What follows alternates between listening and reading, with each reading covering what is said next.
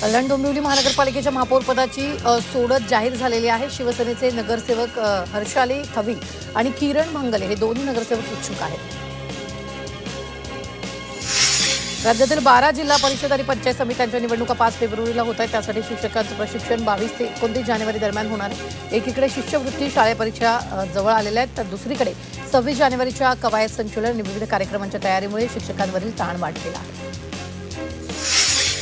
राज्यातील महापालिका निवडणुकीतील प्रक्रियेत खासगी गाड्यांसह राज्य परिवहन महामंडळाच्या बस गाड्यांचाही वापर करण्यात आला। मुंबईतील 125 गाड्यांसह राज्यात एकूण 772 बस गाड्यांचं आरक्षण करण्यात आलं। यामुळे महामंडळाच्या तिजोरीत 2,13,61,000 रुपयांचा महसूल जमा झाला।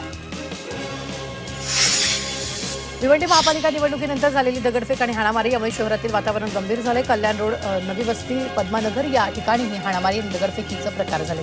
त्यामुळे नागरिकांमध्ये भीतीचं वातावरण आहे, तर पोलीस यंत्रणा सतर्क झाली आहे। उल्हासनगरात शिवसेनेच्या नगरसेवकांनी कोकण आयुक्तांकडे उल्हासनगर शहर विकास युती आघाडी नावानं गट स्थापन केलं। गटनेतेपदी अरुण आषाण यांची निवड करण्यात आली। बहुमतासाठी लागणारी 40 ही मॅजिक फिगर शिवसेनेनं गाठली। त्यामुळे उल्हासनगर महापालिकांमध्ये शिवसेनेचा महापौर होणार हे आता निश्चित झालंय। कोल्हापूर महानगरपालिकेत महापौरपदासाठी चढाओढ सुरू आहे। शिवसेनेचा महापौर होणार अशा प्रकारची बॅनरबाजी आमदार राजेश क्षीरसागर यांनी केली, तर कोल्हापुरात भाजपचा महापौर होऊ शकतो असं विधान धनंजय महाडिक यांनी केलेलं आहे।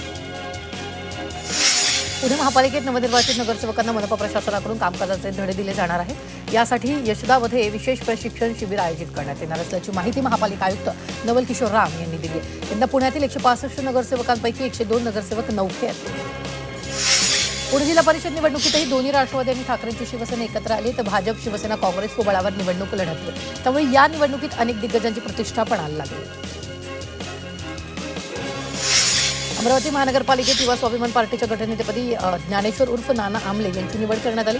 आमदार रवी राणा यांनी मुंबईवरून फोनद्वारे सर्वांचं अभिनंदन केलं। सर्व नगरसेवकांना एकजुटीनं काम करण्याच्या सूचना दिल्या। अकोल्यातील स्वराज्य भवनात नवनिर्वाचित नगरसेवकांचा सत्कार करण्यात आला। शहरात काँग्रेसचे 21 नगरसेवक निवडून आल्यानं काँग्रेस दुसऱ्या क्रमांकाचा पक्ष ठरला। संविधानाच्या मूल्यावर विश्वास ठेवणाऱ्या पक्षांना सोबत घेऊन अकोल्यात महापौर करण्याचा निर्धार यावेळी व्यक्त करण्यात आला। कोल्हापूर जिल्हा परिषद निवडणुकीत भाजपा सर्वाधिक 41 जागांवर, तर काँग्रेस 38 जागेवर स्वबळावर लढणार आहे। उर्वरित जागेवर मित्रपक्ष आणि स्थानिक आघाडीच्या माध्यमातून ही दोन्ही पक्ष निवडणूक लढवणार आहेत। संभाजीनगरमध्ये 63 जिल्हा परिषद गटांसाठी 793, तर 126 पंचायत समिती गटासाठी तब्बल 1,343 उमेदवार रिंगणात आहेत। तर या ठिकाणी महायुतीमधील मित्रपक्षांमध्येच एबी फॉर्मवरून संघर्ष पाहायला मिळाला, तर निष्ठावंतांनी बंडांचं निशाण फडकवल्यानं निवडणुकीची रंगत वाढलेली आहे। छत्रपती संभाजीनगर महानगरपालिकेच्या निवडणुकीत झालेला राडा आणि गोंधळानंतर आता जिल्हा परिषद निवडणुकीसाठी प्रशासन अधिक अलर्ट झालं आहे। जिल्हा परिषद आणि पंचायत समितीच्या निवडणुकीसाठी तब्बल 10,000हून अधिक अधिकारी कर्मचारी आणि जवळपास 4,500हून अधिक पोलीस अधिकारी कर्मचारी कार्यरत असणार आहेत। सोलापूर जिल्हा परिषद सदस्यांसाठी माळशिरस तालुक्याचे माजी आमदार राम सातपुते यांच्या पत्नी संस्कृती सातपुते यांना भाजपकडून उमेदवारी अर्ज दाखल केला। दहीगाव जिल्हा परिषदेतून त्यांनी उमेदवारी दाखल केली आणि या लढतीकडे आता सर्वांचं लक्ष लागलं आहे। सांगली जिल्हा परिषद निवडणुकीसाठी आमदार सदाभाऊ खोत यांची सोनबाई आता मैदानात उतरली। वाळवा तालुक्यातल्या बागणी जिल्हा परिषद गटातून आमदार खोत यांची सून मोहिनी सागर खोत यांनी आपला उमेदवारी अर्ज दाखल केला। सांगली जिल्हा परिषद निवडणुकीसाठी अर्ज भरायच्या अखेरच्या दिवशी जिल्हा परिषद गटासाठी तब्बल 746 अर्ज दाखल झाले, तर पंचायत समितीच्या गणांसाठी 1,289 अर्ज दाखल झाले। सांगली जिल्हा परिषदेच्या 61 जागांसाठी आणि पंचायत समितीच्या 122 जागांसाठी निवडणूक पार पडणार आहे। सांगली जिल्हा परिषद निवडणुकीसाठी मिरज तालुक्यातून एका उमेदवारानं चक्क बैलगाडीतून येऊन आपला उमेदवारी अर्ज दाखल केला। जयश्री तानाजी पाटील यांनी एरंडोली गटातून जिल्हा परिषद गटातून भाजपकडून आपला उमेदवारी अर्ज दाखल केला। नाशिकच्या येवल्यातील नगर मनमाड महामार्गावर दोन्ही बाजूला रस्त्यावर गटारीचं पाणी येत होतं। या संदर्भात झी 24 तासवर बातमी दाखवण्यात आली। या बातमीची दखल घेऊन मंत्री छगन भुजबळ यांनी तात्काळ या संदर्भात कारवाई करण्याच्या सूचना दिल्या। त्यामुळे गटारीच्या कामाला सुरुवात झाली।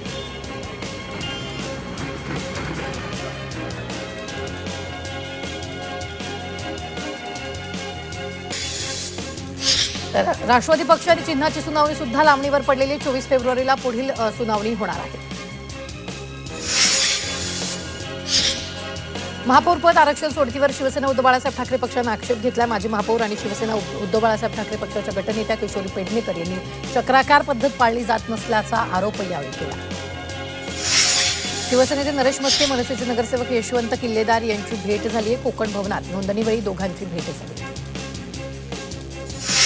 पक्षाच्या आदेशानुसार फोन बंद केला होता. नॉट रिचेबल शिवसेना उद्धव बाळासाहेब ठाकरे पक्षाच्या नगरसेविका सरिता म्हस्केंनी हा खुलासा केला.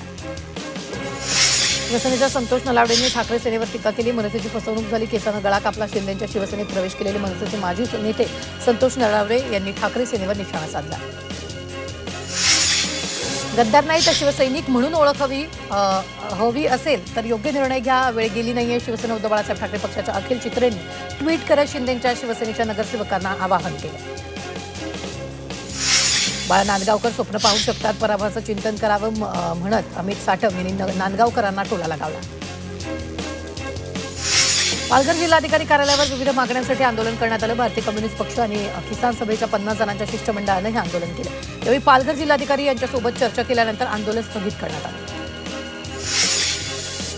भंडाऱ्यातील डोंगरी येथील सुरू असलेलं कामगारांचं आंदोलन स्थगित करण्यात आलंय. मोबाईल प्रशासनाच्या कथित आडमुठ्या धोरणाविरोधात हे आंदोलन सुरू होतं. कामगारांच्या प्रलंबित मागण्यांकडे प्रशासनानं दीर्घकाळ दुर्लक्ष केल्यानं हे आंदोलन उग्र स्वरूपात झालं. वाशिम जिल्ह्यातील नव्यानं बांधलेला खंडाळा अटकळी रस्ता खड्डेमय झालाय. रस्त्यावर ठिकठिकाणी डांबर उखडणं, सिमेंटला खोल तडे तसंच मोठे खड्डे पडल्यानं नागरिकांची गैरसोय होते. त्यामुळे रस्ता दुरुस्ती करण्याची मागणी केली जाते. यवतमाळच्या किन्नी गावात क्रिकेटपटू सुनील गावस्कर यांच्या हस्ते रुग्णालयाचं भूमिपूजन करण्यात आलं आणि हॉस्पिटलमुळे ग्रामीण भागातील नागरिकांना दर्जेदार वैद्यकीय सेवा निःशुल्क मिळणार आहे. येत्या वर्षभरात हे हॉस्पिटल कार्यान्वित होणार आहे. पालघरमध्ये एका ट्रस्टच्या वतीनं सफाळे दारशेत चौकीपाडा इथं वाचनालय सुरू करण्यात आलं. दुर्गम भागातील मुलांच्या शिक्षणासाठी आणि वाचन संस्कृती वाढवण्यासाठी हे वाचनालय सुरू केलं. राष्ट्रीय कबड्डी खेळाडू अक्षय नितीन पाटील यांच्या हस्ते या वाचनालयाचं उद्घाटन करण्यात आलं. भंडाऱ्यात अखिल भारतीय अंधश्रद्धा निर्मूलन समितीच्या वतीनं कुंभलीच्या दुर्गाबाई डोह यात्रेदरम्यान प्रबोधन शिबिराचं आयोजन करण्यात आलं. या उपक्रमाद्वारे वैज्ञानिक दृष्टिकोन आणि पर्यावरण रक्षणाबाबत जनजागृती करण्यात आली. अंधश्रद्धेवर विश्वास ठेवू नये असा संदेश या माध्यमातून देण्यात आला. अमरावतीच्या बहिरम यात्रेत बैलगाडा शर्यतीचं आयोजन करण्यात आलं. यावेळी बैलजोडीनं 6 सेकंदात मैदान मारत बक्षीस पटकावलं. हा सर्व थरार ड्रोन कॅमेरा टिपण्यात आला असून विजेत्या शेतकऱ्यांना बुलेट गाडीसह लाखोंची बक्षिसं देण्यात आली.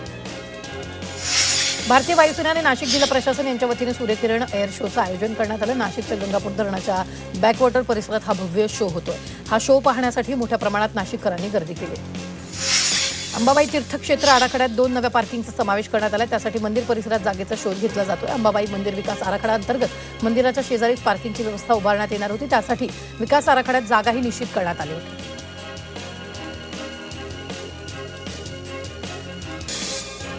नंदुरबारमधील शहादा तालुक्यात महावितरणाच्या गंभीर हलगर्जीपणामुळे ऑक्सिजनवर असलेल्या आजोबाची प्रकृती चिंताजनक झाली. वीज बिल भरूनही खासगी रुग्णालयाचा वीज पुरवठा खंडित केल्यानं अनेक रुग्णांना अडचणींचा सामना करावा लागला. वीज पुरवठा खंडित केल्यामुळे रुग्णांना उघड्यावर उपचार देण्याची वेळ आली.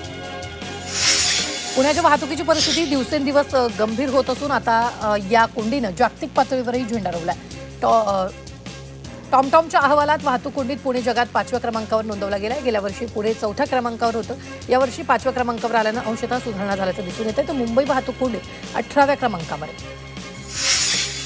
अकोला ते मूर्तिजापूर दरम्यान सुरू असलेल्या रस्त्याच्या कामात निकृष्ट दर्जाचं आणि बोगस काम होतंय. याबाबत तक्रार पंचायती समिती सदस्य मंगला शिरसाट यांनी केली. या कामात संबंधित कंपनीनं गावातील गायरांची मातीच मुरुमाऐवजी वापरली असल्याचा आरोप करण्यात आला. टिटवाळा गणपती मंदिरामध्ये बाप्पाच्या जन्माचा महोत्सव साजरा करण्यात आला. या ठिकाणी कीर्तनाचं कार्यक्रमाचं आयोजन करण्यात आलं होतं. मोठ्या प्रमाणात भाविक भक्तांची गर्दी झाली होती.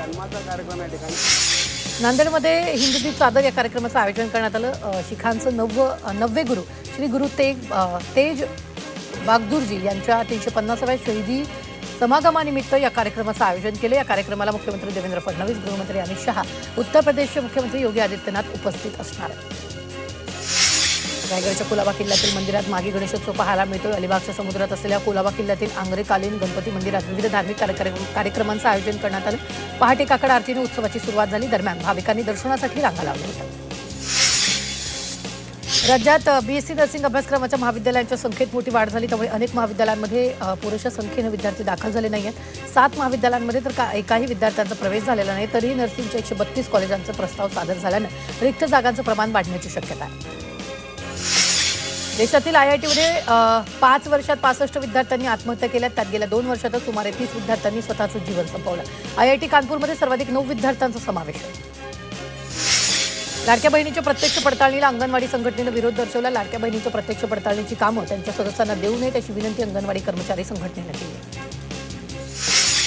म्हाडाच्या 84 दुकानांच्या लिलावाला मुदतवाढ देण्यात आलेली आहे. तर 2 फेब्रुवारीपर्यंत ऑनलाईन नोंदणी करता येणार आहे. 4 फेब्रुवारीला सकाळी 11 पासून सायंकाळीपर्यंत संगणकीय प्रणालीमध्ये पात्र अर्जदारांसाठी ऑनलाईन बोली स्वरूपातील ई लिलाव वेबसाईटवर होणार आहे. चितळसर मानपाडा इथं म्हाडाच्या कोकण मंडळानं 2000 साली काढलेल्या सोडतीमधील 156 विजेत्यांसाठी दिलासादायक बातमी. या विजेत्यांकडून म्हाडा घरासाठी 52 लाखांऐवजी केवळ 36,51,000 रुपये आकारणार. त्यामुळे 25 वर्षानंतर या विजेत्यांना न्याय मिळणार.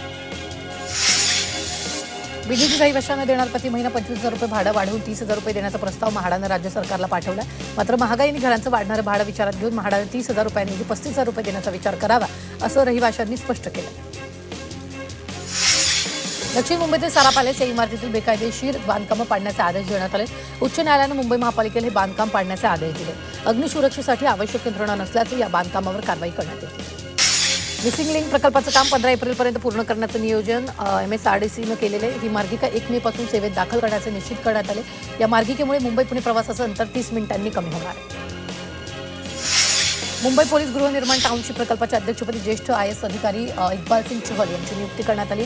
अतिरिक्त मुख्य सचिव असलेले इक्बाल सिंग चहल 31 जानेवारीला सेवानिवृत्त होत आहेत. सेवानिवृत्तीनंतर 1 फेब्रुवारी 2026 पासून ते या प्रकल्पाचं अध्यक्षपद भूषवतील. मुंबई महापालिकेच्या KM रुग्णालयाचं किंग एडवर्ड मेमोरियल हॉस्पिटल हे नाव बदलण्याची मंत्री मंगलप्रभात लोढा यांनी मागणी केली आहे. KMच्या 100व्या वर्धापन दिनाच्या कार्यक्रमात लोढांनी ही मागणी केली. अनेक ब्रिटिशकालीन नावं मोदींच्या काळात बदलल्याचा दाखला देत लोढांनी ही इच्छा बोलून दाखवली.